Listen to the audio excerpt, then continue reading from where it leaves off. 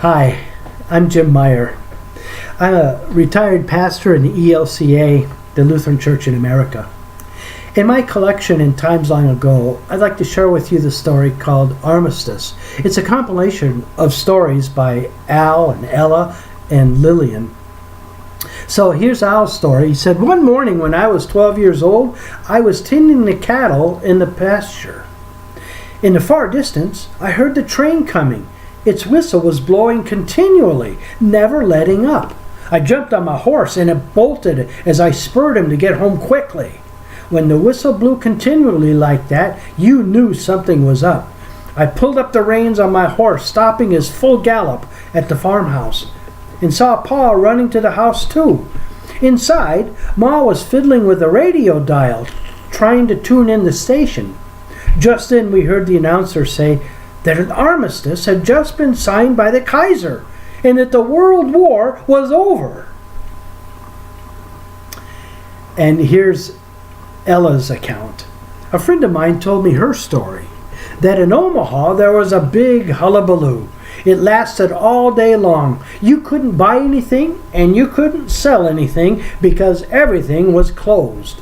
And the people, they were wild in the streets, partying and dancing, screaming, singing, and hollering, 'The Kaiser's beat, the war is over.'" And Lillian's account. "I was teaching at the time when we heard of the armistice. No school was declared. Four other teachers and I got into my car, and we went from town to find a party. As we passed townfolk, many were staggering.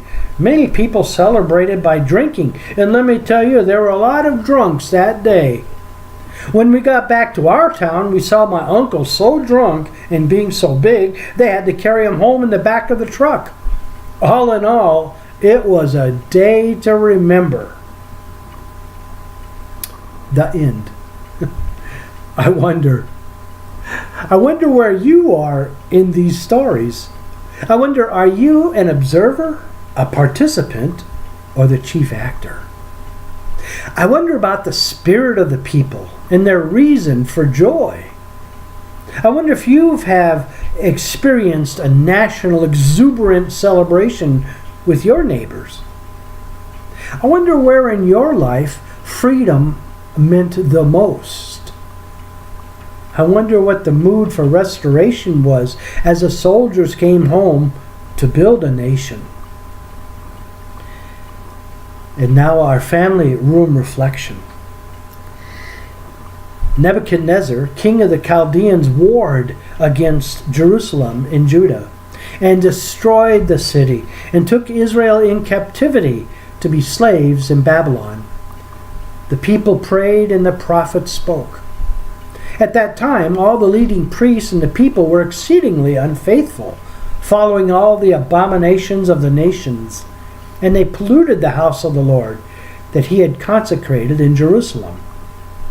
The Lord, the God of their ancestors, sent persistently to them by his messengers word, because he had compassion on his people and on his dwelling place.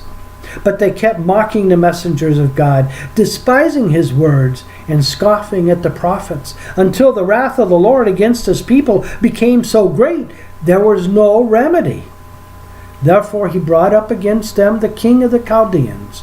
They burned the house of God, broke down the walls of Jerusalem, burned all its palaces with fire, and destroyed all its precious vessels. He took into exile in Babylon those who had escaped from the sword, and they became servants to him and to his sons until the establishment of the king of Persia, to fulfill the word of the Lord by the mouth of Jeremiah, until the land had made up for its Sabbaths. All the days that it lay desolate, it kept Sabbath, to fulfill 70 years. In the first year of King Cyrus of Persia, in order that the word of the Lord by the mouth of Jeremiah might be accomplished, the Lord stirred up the spirit of King Cyrus of Persia, so that he sent a herald throughout all his kingdom, and also a written edict, declaring, "Thus says King Cyrus of Persia, the Lord, the God of heaven, has given me all the kingdoms of the earth, and he has charged me to build him a house at Jerusalem in Judah. Any of those among you who are his people, may their God be with them, are now permitted to go up to Jerusalem in Judah and rebuild the house of the Lord, the God of Israel. He is the God who is in Jerusalem. And let all survivors in whatever place they reside be assisted by the people of their place with silver and gold, with goods, and with all help. The heads of the families of Judah and Benjamin, and the priests and the Levites, everyone whose spirit God has stirred, got ready to go up and rebuild the house of the Lord in Jerusalem. From 2 Kings chapter 25, verse 1 through 19, and Ezra, verse 1 through 5, chapter 1.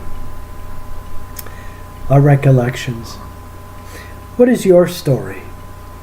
What do you know of a nation coming home from war and building their lives once again? For what did you rejoice with your neighbors and family together? Where was God in the building up of your lives? Where is God today? What happened? And what is the gift today as a result of it? Share your story.